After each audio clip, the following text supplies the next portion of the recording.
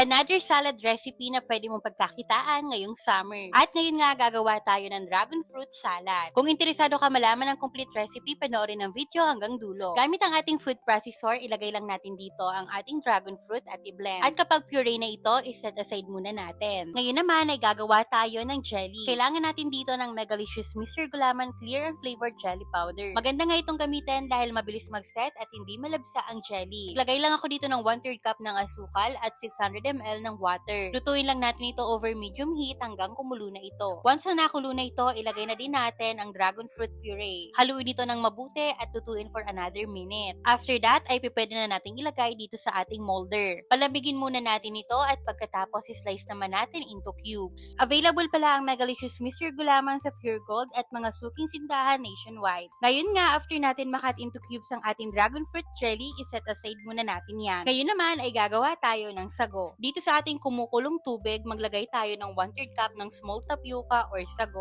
Continue lang ang paghahalo natin over medium heat for 15 minutes at kapag clear na ito, i-drain na natin at iset aside muna. Para sa ating cream mixture, kailangan natin ng 370 ml ng all-purpose cream, 200 grams lang ng condensed milk, at 150 ml lang ng evaporated milk or kaya naman fresh milk. Haluin lang ito ng mabuti at iset aside. Ga-assemble na tayo, kailangan natin dito ng 5 ounce ng dessert cup. Unahin na nating ilagay dito sa ating cup ang dragon fruit jelly. At pagkatapos maglalagay naman tayo dito ng 1 tablespoon ng nata de coco. Eto nga mari ang ginagawa ko para makatipid at the same time masarap na salad. Ngayon naman maglalagay na tayo dito ng sago. 1 tablespoon lang ang linalagay ko dito. After that, maglalagay naman tayo ng cream mixture. Eto yung recipe ng cream mixture na sobrang creamy at tamang-tama lang ang tamis nito. Pero don't worry dahil ilalagay ko yung recipe nito dyan sa comment section. After natin malagay ang cream mixture, ngayon naman takpan lang natin ito at i-refrigerate lang natin overnight. At after nga natin ito ma-refrigerate, tingnan nyo naman kung gaano ka-creamy itong nagawa natin na dragon fruit jelly salad. Kaya next time, ganito ng salad naman ang gawin mo para maiba naman. Bukod sa healthy na, napakasarap pa. Kaya ano pang hinihintay mo, try mo na ang recipe na to.